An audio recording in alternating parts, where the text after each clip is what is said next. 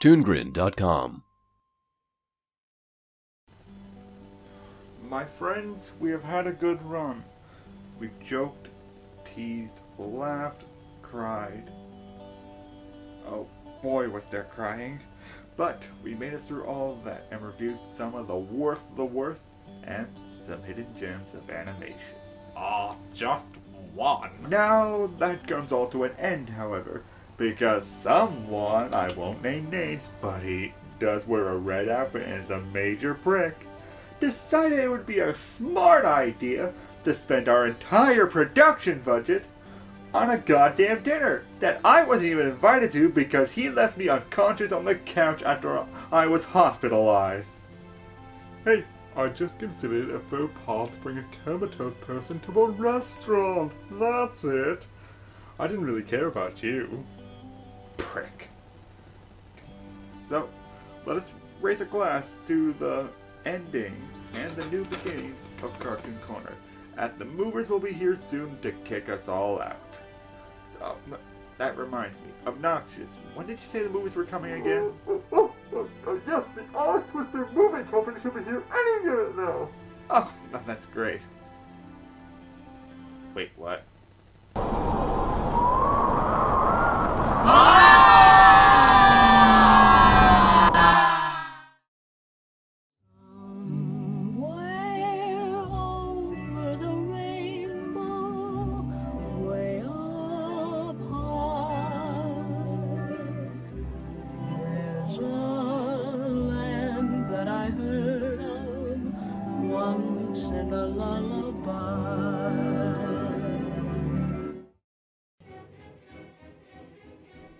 Sweet Christmas, it's been an hour. When will we stop spinning?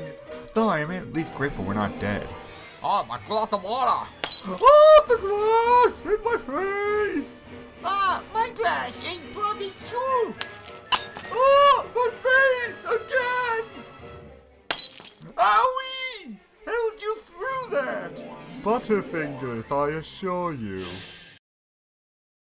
Huh?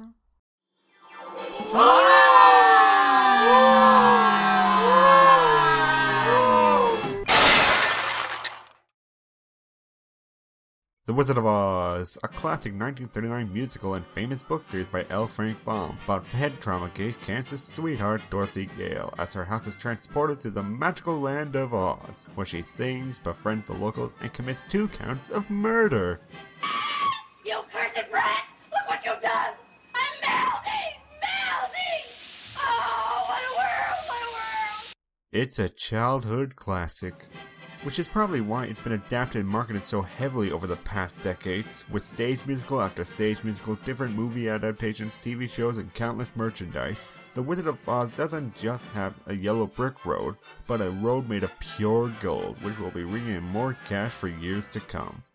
Now, Dorothy's Return Legend of Oz is... No, hang on.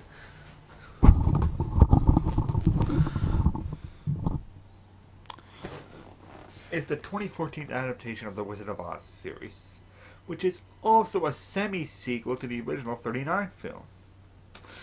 You know, that sounds a lot like the Legend of Frosty the Snowman being a semi-sequel to Frosty the Snowman, and we all know how well that turned out. The original Wizard of Oz came out nearly 75 years ago. If it's a sequel, and no one saw the original, why would anyone want to go see it? Well, the answer to that seems to be they didn't go and see it because Dorothy's Return bombed, making it one of the biggest flops of 2014. How badly did it do? Well, listen to these lovely quotes from reviews as we venture forth into the Legends of Oz, Dorothy's Return.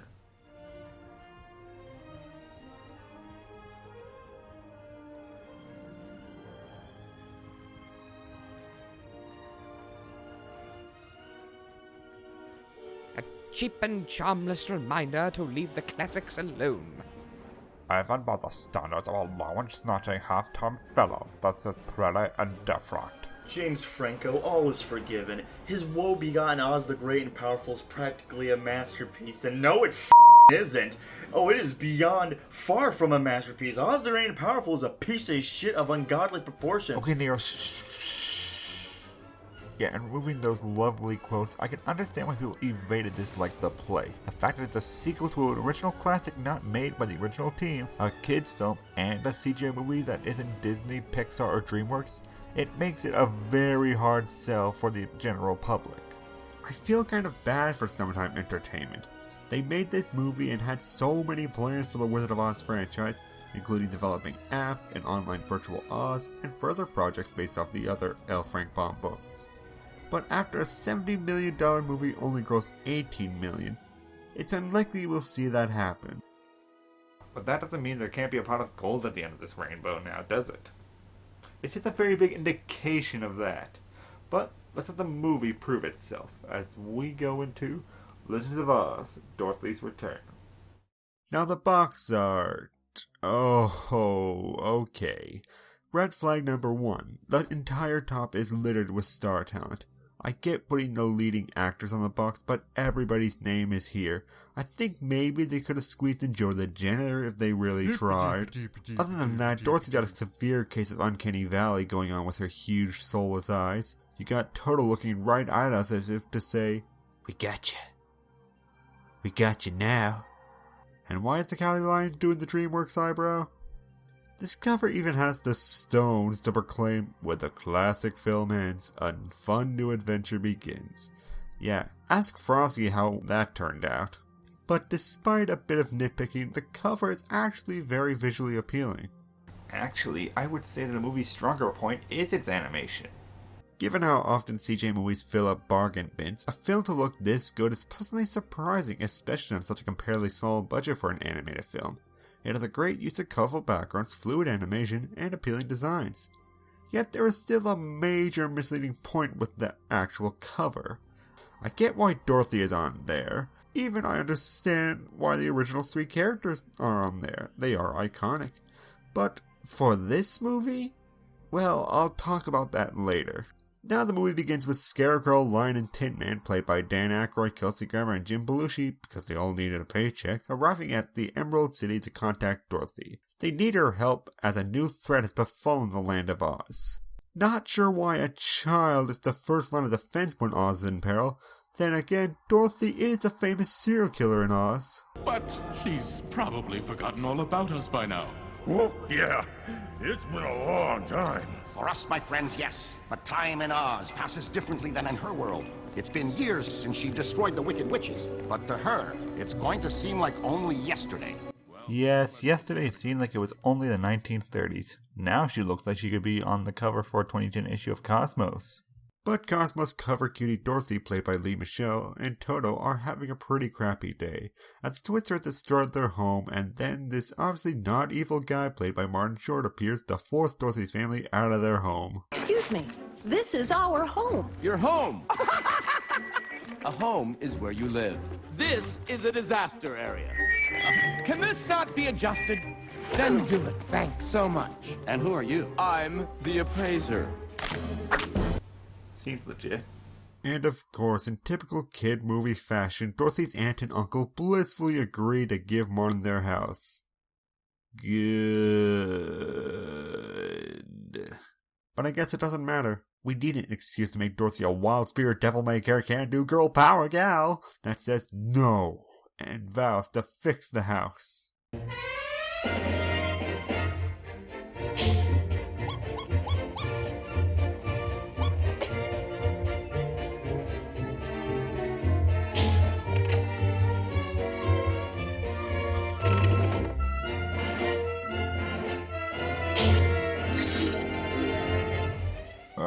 Dorothy, you kinda suck at fixing stuff. While unmemorable, the song does have a soothing melody to it, which is nice, showing the scope of destruction Kansas is going through its visuals, and it fits well with the music. Did you ever wonder if the Twister from Wizard of Oz was a centralized disaster or more widespread? I know none of you have ever thought of that, and that just makes you a horrible person. Turned upside down. Now Dorothy's feeling all sad, but luckily a rainbow has come to brighten the day.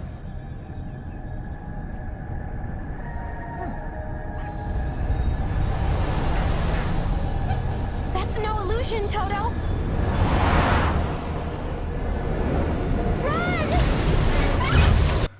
Well, I guess this isn't the first time a rainbow has been used for violence. Rainbow punch!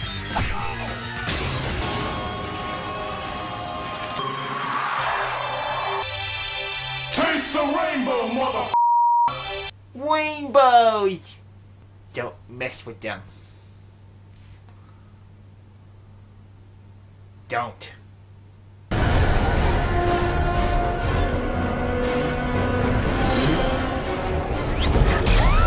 Help, Toto! Help! Seems legit.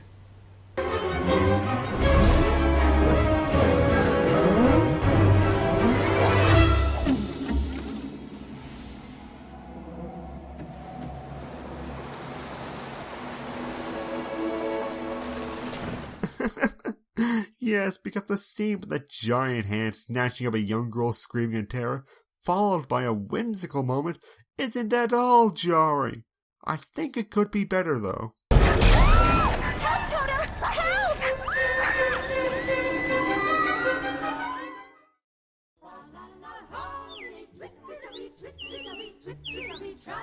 So Dorothy is on her way to Oz as she is contacted by Scarecrow, Lion, and Tin Man through Scarecrow's invention, the Rainbow Mover. Dorothy! Hi, Tin Man. I am so overjoyed to see you. You guys, dragging me into a giant rainbow, really? Legend of Oz, Dorothy's return will be right back after these messages. Sadly, the rainbow transmission is cut short by flying monkeys as they capture the three, leaving Dorothy to be dropped off in the middle of nowhere, and say goodbye as the original trio is out of the movie for pretty much majority of it. Totally makes sense to place them on the cover and not any of the new characters that take up the majority of the movie. Now all seems bleak, but at least Dorothy knows where to go next. Come on, Toto. We've got to get to Emerald City. It sounds like the guys are in trouble. If only Glinda were here, she'd know what to do. I'm coming right along. And this is just further proof that Glinda is an utterly incompetent good witch. So Glinda has been caught by the flying monkeys as well, and is taken to the Grand Master of Evil consuming Oz, like a plague, all across the land. Behold, the Jester, played again by Martin Short. And there was much rejoicing. When two great powers as you and I meet face to face, peer to peer, toe to toe. Would you believe that this is actually a real good villain? I know it may not seem like it, but the Jester really does play off as a great blend of comedic and creepy. It's a costume, isn't it? I know. Hard to take me seriously. It's my curse. Literally. I can't take this off ever. I knew your sister all too well. I never knew she had a sense of humor. It's not funny to me.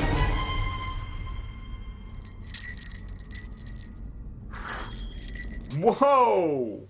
Glinda, what sort of good witch laughs at somebody else's misery? Second, step off, guy, you're scaring the kids. Can't sleep. Gonna eat me. Can't sleep. Gonna eat me. So how did this creepy clown take over Oz? Well, he stole his sister's broomstick and magic orb. Yeah, the Jester is the deranged kid brother of the Wicked Witch. Oh, and if theft and retcons aren't evil enough for you, how about the fact that he causes people's bones, blood, and flesh to harden into wood and become his puppets so he can play with them and put them on display for his amusement? But the Jester's evil may be coming to an end as Dorothy is on her way to the Emerald City. But before she makes it, she meets the first of her new and honestly more interesting companions. And where we had Scarecrow and his lack of brains, we now have Wiser, played by Oliver Platt, as a gluttonous blabbermouth and a bit of an adorably funny owl. Are you okay? Physically? Yes, but I do have a large piece of bark lodged in my hindquarters. Oh, sorry, I'm giving you too much information, aren't I? I do that. It's too bad this movie bombed. I would have gotten a plushie of Wiser and hugged the crud out of it. He's just so sweet and well-meaning, while at the same time a bit of a know-it-all and a klutz. It's impossible for me not to find him endearing.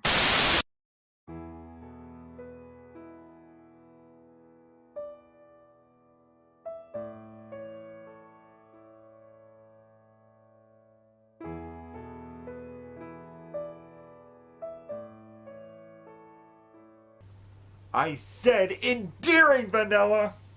Ha! You say potato, I say homoerotic fanfiction. Now with her new companion, Dorothy asks if Weiser could fly her to the Emerald City, but just look at him. However, Weiser is happy to accompany her to the Yellow Brick Road through Candy County, and this is where we see the first acts of real villainy from the Jester. A weird-ass musical number. It's gonna be fine, just read the signs. Eat anything you want. Stick around and gulp it down till every last bite is gone. Why do I feel weirded out, but oddly hungry?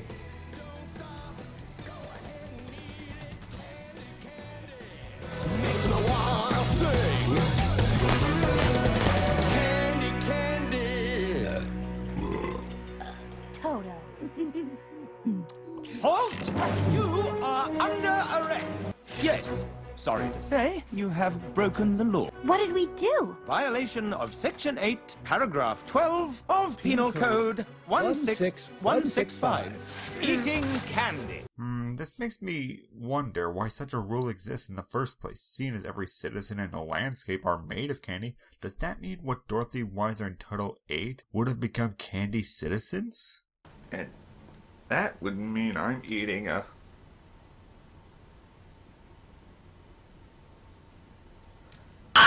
So Marshal Mallow, played by Hugh Dancy, arrests the three for their crimes, and they are taken to court where they are sentenced to death.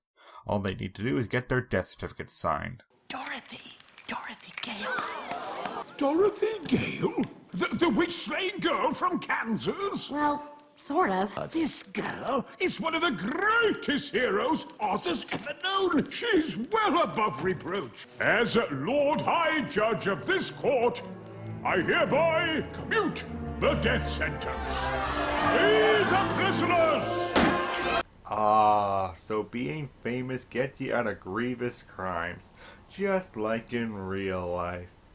Unfortunately, Mallow says the charges must stand until General Candy Apple can acquit the three, but he's already been puppetified by the Jester. I mean, good God, he actually captured like every major head of state in Oz. All the Wicked Witch did was look into a glass ball and scream to poorly made monkey costumes.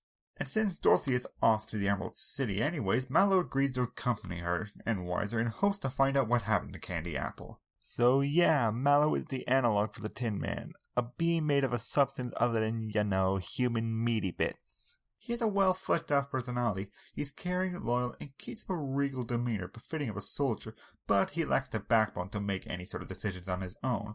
Mallow's character actually really shines through when the four had to cross China Kingdom, and Mallow has to fake being a suitor for the China Princess to gain entry. Mallow, however, is a bit against the idea. But I don't want to be a suitor. I don't want to get married. What if she's cute? Appearance isn't everything. The name's Mallow, not shallow. So we're introduced to the Cowardly Lion stand-in, the China Princess, played by Megan Hilty, through a song of rejection of her suitors, which shows her personality on full display. She's very picky, yet acts proper and sporting a bitchy attitude. Just listen to how she tears through these suitors of hers. Opposite is right. You're a freak with freakish height. I'd rather be alone atop my throne. Are you asleep or in a trance? Snowballs thrown in fire stand a better chance. When a princess seeks a prince, there is only one heart to convince. Stop there in your tracks. I can clearly see the cracks. Do they show? Another and another.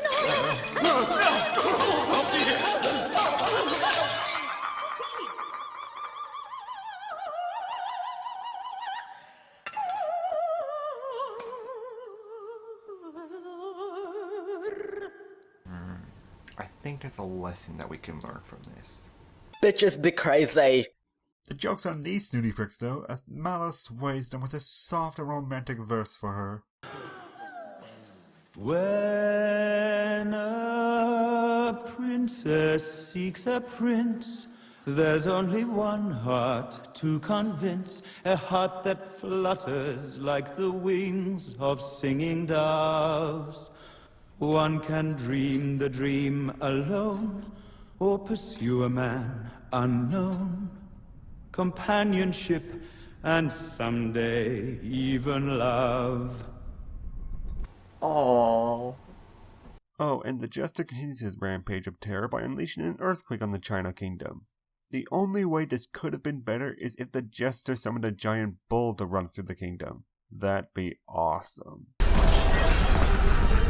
After the quake, the damage to the China Kingdom is great, and the princess, showing some deductive skills, puts 2 and 2 together when she sees Dorothy. It's your fault! What? Now, just a minute. Don't deny it. You wanted a little shortcut, so you forced your way in and brought the Jester's anger with you. I don't know any Jester. I'm just trying to get to Emerald City to see the Scarecrow. Maybe I can help your people somehow. You're just a little girl from Kansas. What could you possibly do? But, she doesn't even have a title. Oh, I hope you get smashed, you little bitch.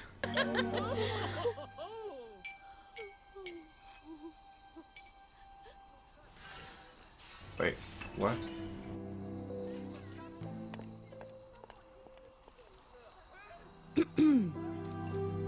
I'm going with you. What? I'm going with you.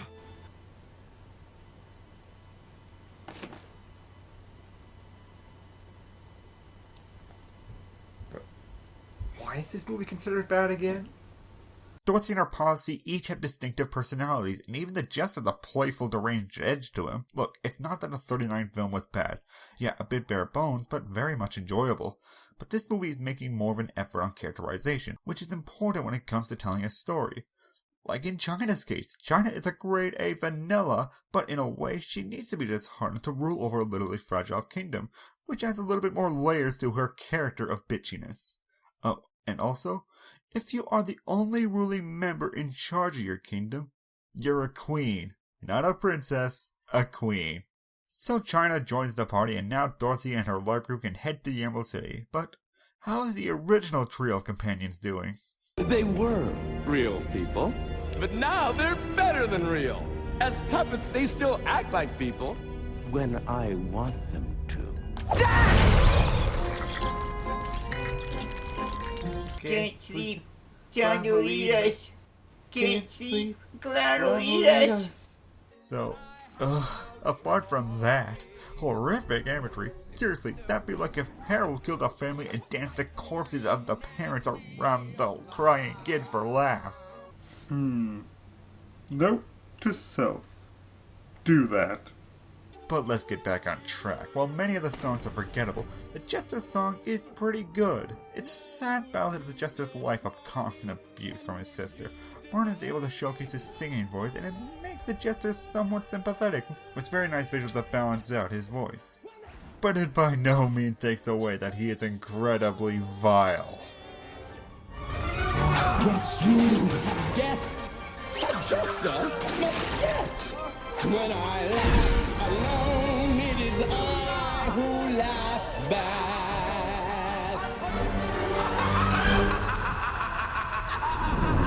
Back with the Dorothy party, they have made it to the Munchkin River, and sadly the brick road stops there. But Dorothy, with her devil-may-care attitude, suggests that they make a boat to overcome the water hazard, though that seems tricky. No! Hey! Sorry. So sorry. How'd you like it if I just walked up to you and broke your arm off? Ow. You would think Dorothy would have noticed the creepy human faces before ripping off the branch. Or, remember the last time she interacted with the trees in Oz, given this is a sequel as the box proclaims. But thankfully some star power saves the day as Patrick's Stewart Tree offers to become their boat. I would like to volunteer these old timbers as material for your boat. I'm 978 years old, and honestly, I don't have many rings left. I can stay here and rot, taking up someone else's sun, or I can come with you and be part of something important, something great. Oh, I don't know what to say. Make it so, number one!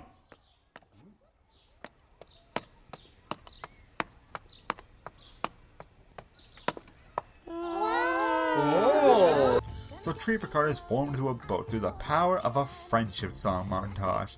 And it's so sickeningly friendly, I think the Sesame Street moral is not far behind.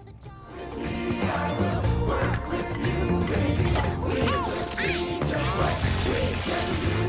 It's true, it's true, it's true, it's true, it's true. Work with me, I'll work with you.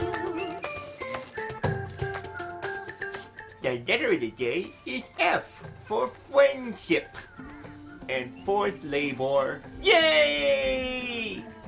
It's true, it's true, it's true, it's true. Work with me, I'll work with you. One musical montage later, and the party sets sail on the Star Tree Enterprise, or Tug, both names are good. The party makes their way to Emerald City, where Dorothy learns of the jester taking over Oz, and speak of the fool, here he is!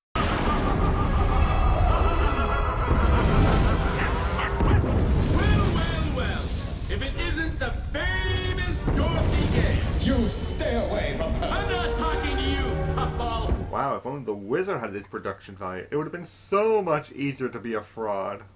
So the jester does the typical villain thing, show her friends being slowly tortured, threaten if she doesn't go home she'll die, and yada yada. And to add sprinkles on this cake of evil, he releases flying monkeys. But the party is able to flee to a cave, only for the jester to turn around and trick them again and lead the crew off a waterfall to a watery grave below.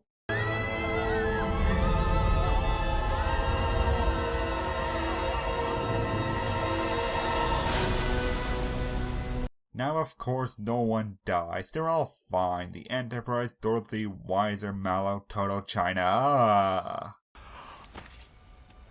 Oh. I should have protected her.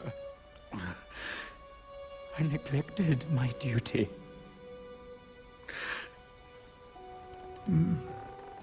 Oh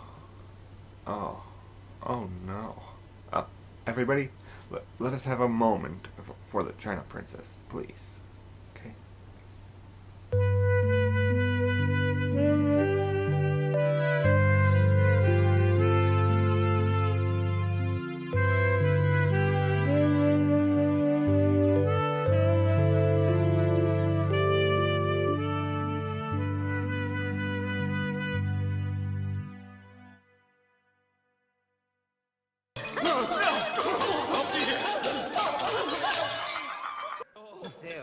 I suppose that's a no then, is it?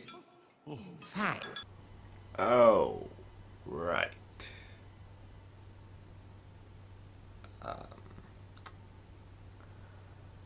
Ooh, yeah. Wait, where's she going?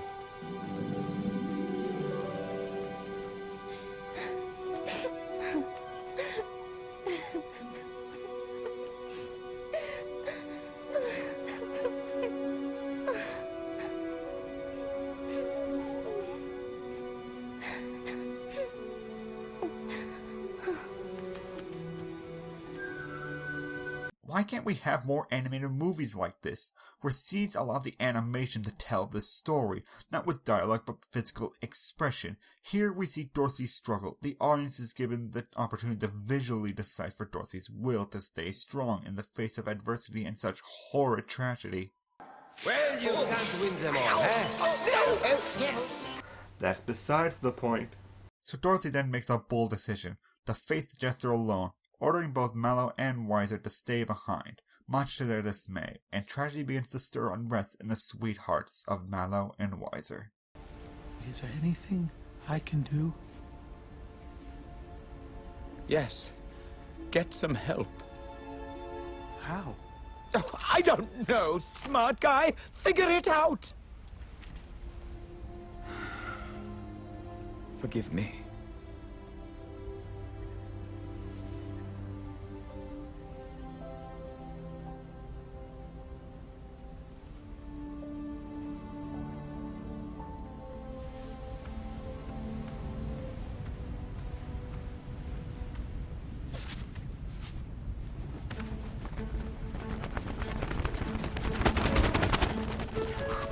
Yes, Weiser, complete your character arc. Fly! Fly! I'm satisfied!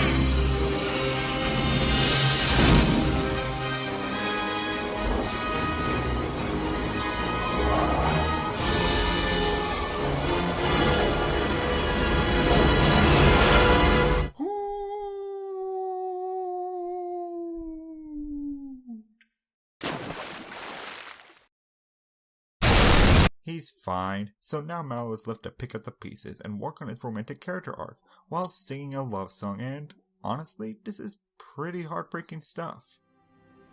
Never told you, but I meant to before I could begin. Even then, I loved you, even then. Even if it's uphill See, my now, heart is scared even of places when I can't say that it's how, never been. even when My heart won't stop pounding. Even Really? Dorothy's return bonds with emotional scenes like this, and Frozen with its mishmash of other themes from all the other Disney movies gets critically acclaimed? What the hell? If you want to hear more in-depth reasoning into why we think Frozen can suck on our collective popsicles, then check out NERO Reviews Frozen. Coming soonish. He's drinking a lot. We make it back to Dorothy, who's made it to the final level where she is receiving a warm welcome from the jester. Glinda!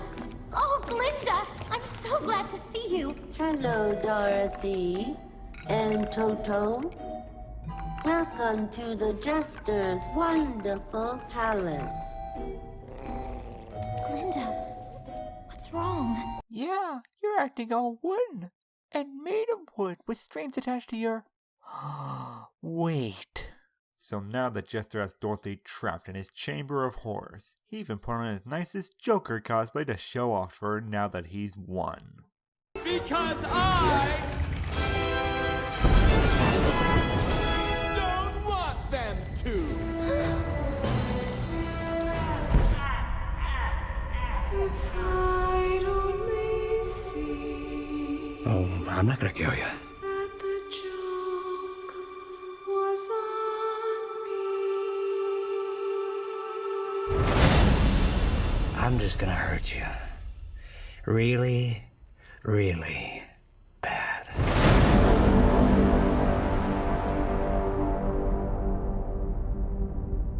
But it's Toto to the rescue as the magic staff is knocked away from the jester and stolen by one of the flying monkeys that Jester had been abusing earlier. And in traditional Benny Hill fashion, a chase commences for the staff, with Dorothy and the original posse following closely behind. But oh no, Toto's gonna be dropped, and it's up to Scarecrow and his Robert Downey Sherlock Holmes brain to save him and Dorothy.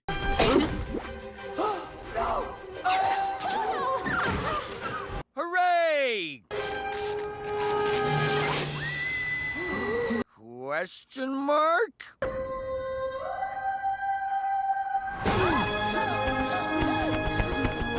Hooray! Again! For the more interesting companions! Yes, Wiser returns, bringing with him a friggin' army to help Dorothy as Jester plays the most painful game of Mousetrap to get back his magic orb. Just turn the crank and snap the plank and boot the marble right down the chute. Now watch it roll and hit the pole and knock the ball in the rubber duck tub. Jester sixes flying monkey army to stall for time, but with the Oz citizens' backup, they start a full-on war, which utilizes everyone's unique talents to make the fight choreography more interesting and engaging. So the monkeys are being quite thoroughly, but Dorothy still has the Jester to deal with, whose Joker cosplay is now finished, complete with nightmare fuel. Winds of fortune, winds of fate. Winds come forth and eliminate! Oh, there's no place like home! There's no place like home! Remember Summer from Dorothy and the Tiny People movie? Fittingly enough, Dorothy faces off with a Twister, and showing off a braver and more action-focused Dorothy, she leads the Twister away from her friends, putting herself in the line of destruction. Dorothy even makes it to the Jester for a one-on-one bout. Then, in the power struggle between the two, Dorothy's own magic breaks the spell, damaging Oz. What the fuck? What magic? Whatever. So the Jester makes one last effort to weasel his way into power. The least I could do is, oh, I don't know, perhaps help you rule Oz? Oz has its leaders, and they don't need this to rule.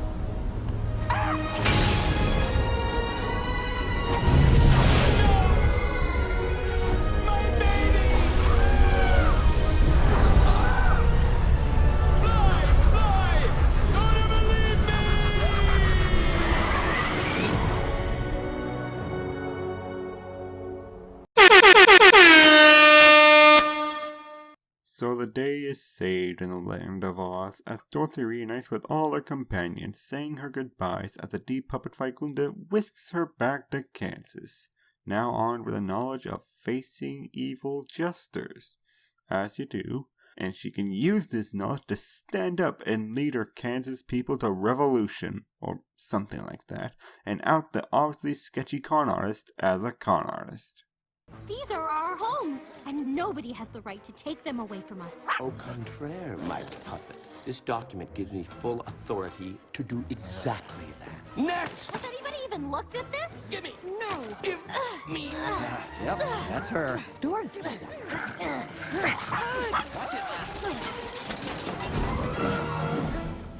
So, what did this subplot bring to the movie?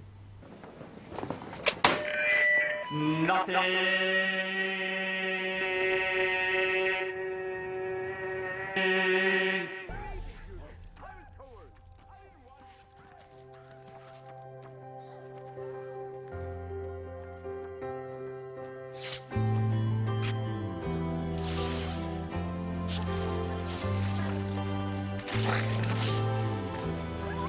so proud of you.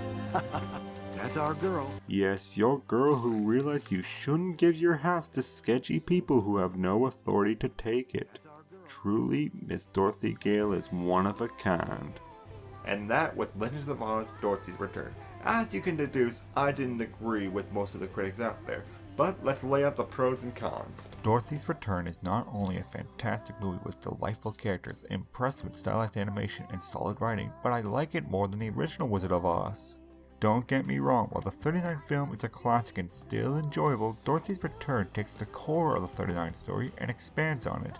No more are her companions one note, they are fleshed out with little arcs to each of them. No longer is the villain really not a threat, but now an imposing yet comical force to be reckoned with.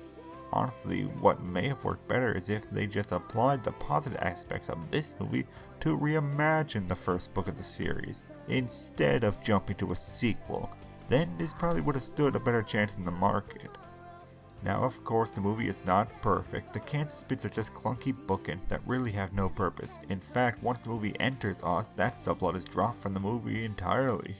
And the songs are just plain unmemorable. The 39 films shine in the musical department over this easily. This really is that weird choice movies make where they think they need to rival Disney with music when they really don't. In fact, foregoing musical moments for more character moments would have been much more ideal all around.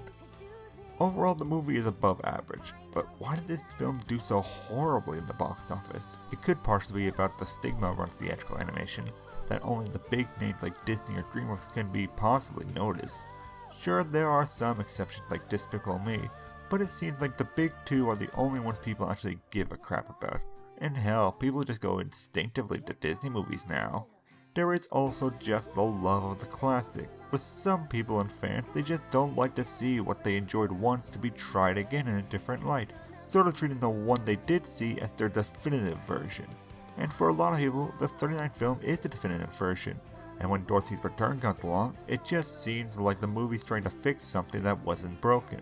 Whatever the reason, the childish whimsical adventures of Dorothy's Return is a fun ride all around. Don't let the critics spook you.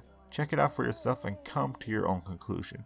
It may not be perfect, but there is definitely a pot of gold at the end of this rainbow. Huh. I finished the review. And no stupid narrative bullshit. I think this will be a good revamp to the show. Finally, something new!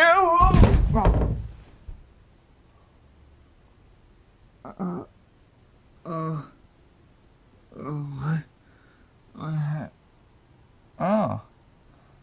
Those plushies do exist.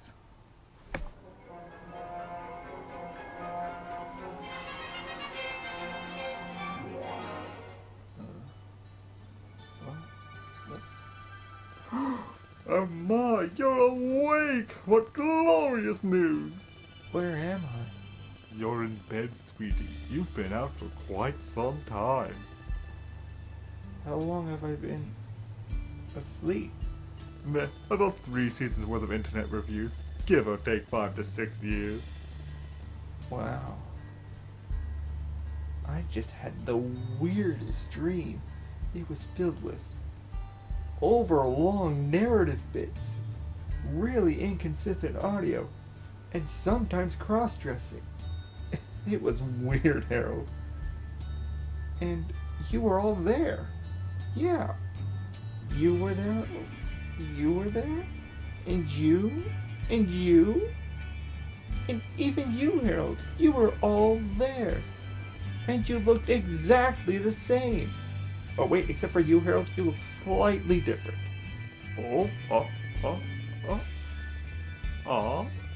Ah, perfect. Now, let's make a review show. Cartoon Corner Season 4.